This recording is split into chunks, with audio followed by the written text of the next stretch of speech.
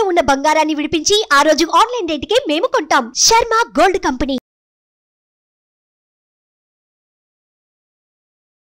నమస్తే, welcome to Suman TV. నేను మీ యామ్ని. ప్రస్తుతం మనతో ఉన్నారు ప్రముఖ ఆధ్యాత్మికవేత్త, ప్రముఖ జ్యోతిష వాస్తు పండితులు మాడుకుల శివప్రసాద్ గురువు గారు ఉన్నారు. మన గురుగారితో మాట్లాడదాం. నమస్కారం గురుగారు. ఆశీర్వచనం తల్లి. గురుగారు, ఈ క్రోధీనామ సంవత్సరంలో అసలు వృషభ రాశి వారికి ఏ విధంగా ఉంటుందండి? అంటే వీళ్ళకి సంబంధించి ఆదాయం కానీ, వ్యయం, రాజపూజ్యం, అవమానం ఏ విధంగా ఉంటుంది అసలు? శ్రీ మహాగణాధిపతయే నమః. ఐం మహాసరస్వత్యే నమః. శ్రీ లలితాంబికాదేవియే నమః. వృషభ రాశి అనగానే కృత్తికా నక్షత్రము 2, 3, 4 పాదాలు, రోహిణి నక్షత్రము 4 పాదాలు, మృగశిర నక్షత్రము 2 పాదాలు వెలసి వృషభ రాశి అని మనం చెప్తాం.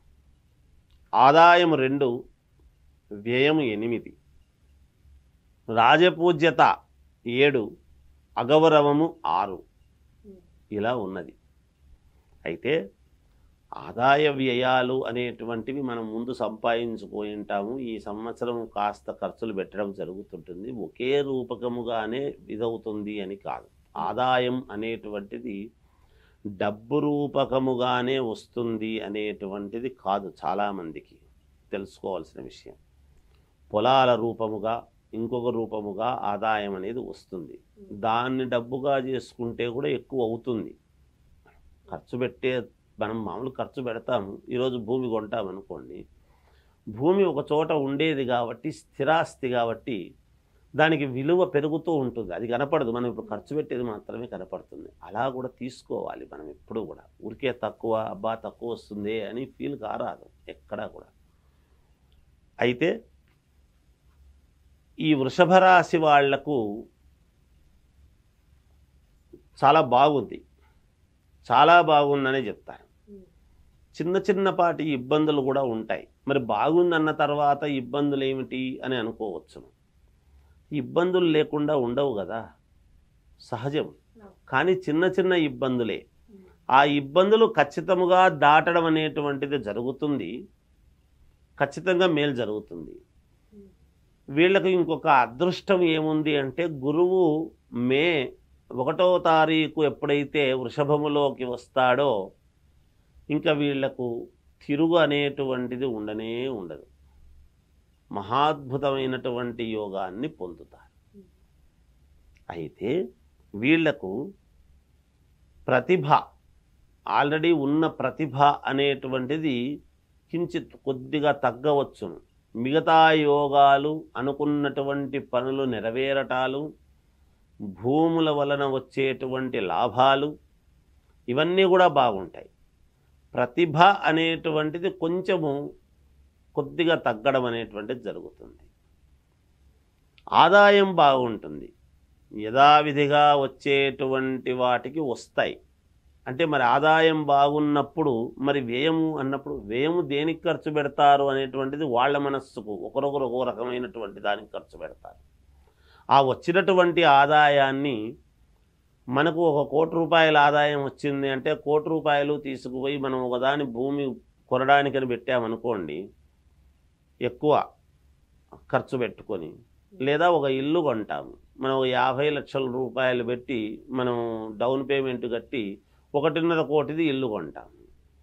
మరి ఇల్లు కొన్నామనేటువంటిది ఉంటుంది, కానీ దీనికి 50 లక్షలు పెట్టామే అనేటువంటి ఇదైతే ఉంటుంది కదా. మనకు వచ్చింది 10 లక్షలే వచ్చింది, ఇంకో 40 లక్షలు నేను పెట్టుకొని కొనాల్సి వచ్చింది అంటే ఈ రెండిటి వలన వచ్చినటువంటి గృహము గొప్పది కదా, గృహలక్ష్మి అనేటువంటిది. ఇలా మంచి వాటికే ఖర్చు పెడతారు వీళ్ళు. ఎక్కడా మామూలుగా దుబారా చేస్తారు అనేటువంటిది ఎక్కడా లేదు ఈ సంవత్సరం వృషభ రాశి వాళ్లకు. అయితే గురువు ఎప్పుడైతే వస్తాడో అప్పుడు ఇంకా మంచి ఫలితాలు ఇవ్వటం అనేటువంటిది జరుగుతుంది గాక. గట్టిగా చేసేటువంటి ప్రయత్నాలు విజయవంతమవుతాయి వీళ్లకు. ఏదో చేస్తున్నాము ప్రయత్నము అంటే ఏదో మన పాటికి మనం చేద్దాములే అని కాకుండా చాలా గట్టిగా ప్రయత్నం చేయాలి. చేసినారనుకోండి ఖచ్చితముగా సత్ఫలితాలు పొందుతారు. ఎంత గట్టిగా చేస్తే అంతగా. జాగ్రత్తగా మాట్లాడాలి. మాట్లాడేటప్పుడు కూడా వీళ్ళు కొంచెము ఎదుటి వాళ్ళతో మాట్లాడుతున్నప్పుడు కొంచెం జాగ్రత్తగా మాట్లాడితే వీళ్లకు చాలా యోగవంతముగా ఉంటుంది, అన్నీ అనుకూలిస్తాయి కూడా వీళ్లకు. దైవ కార్యక్రమాలలో ఎక్కువగా పాల్గొనడం అనేటువంటిది జరుగుతుంది ఖచ్చితంగా వీళ్ళు. అలాగే కొత్త ప్రయత్నాలు, వ్యాపారము కావచ్చు, వీళ్ళు వేసేటువంటి అడుగులు కొత్తదనము వైపు అడుగులు వేస్తారు ఈ సంవత్సరము అనేటువంటిది ఉన్నది. అలాగే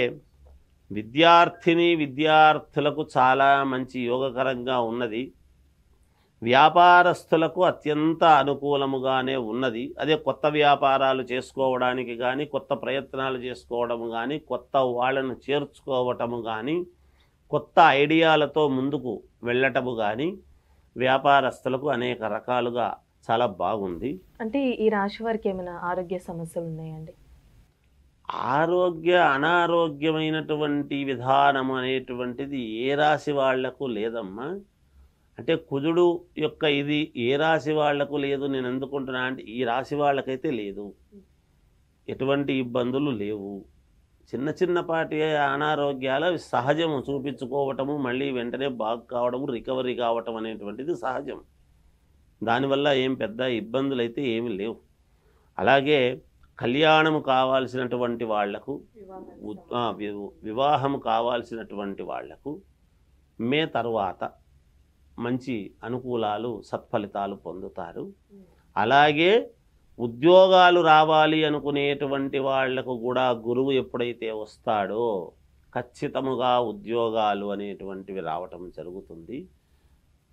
ఉద్యోగాలు చేసుకునేటువంటి వాళ్లకు అప్గ్రేడ్ కానీ, లేకపోతే గుర్తింపు రావటము కానీ, లేకుంటే ప్రమోషన్ లాంటిది, డబ్బు పెరగటము కానీ, ఇవన్నీ కూడా మే తర్వాత నుంచి వచ్చేదానికి అవకాశాలు ఎక్కువ వీళ్ళకి. అంటే ఇప్పుడు కోర్టు సమస్యలు ఉన్న వాళ్ళకు కూడా ఈ విధంగా ఉండొచ్చండి? కోర్టు సమస్యలు ఉండేటువంటి వాళ్లకు కూడా ఈ సంవత్సరము ఖచ్చితంగా వీళ్లకు ఒక మార్గం అయితే దొరుకుతుంది విజయానికి.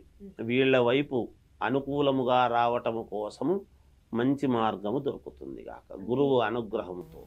ఈ రాశి వారికి ఇంకా మెరుగైన ఫలితం రావాలంటే అసలు ఎలాంటి పరిహారం చేస్తే మంచిదండి? ఇప్పుడు ఈ రాశి వాళ్లకు ఇంకా మెరుగైన ఫలితాలు రావాలి అంటే కొంచెం యజ్ఞయాగాది క్రతువులు చేసుకోవాలి అనేటువంటిది చెప్తాను నేను.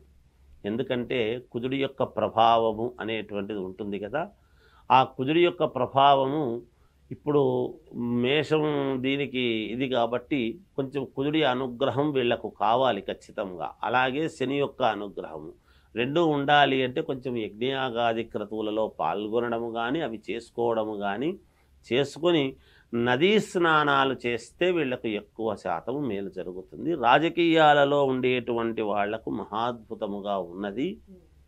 ఏది ఏమైనా ఈ వృషభ రాశి వాళ్లకు అనుకూలముగానే ఉన్నదని తెలియజేస్తుంది. చాలా చక్కగా తెలియజేశారండి, ధన్యవాదాలు.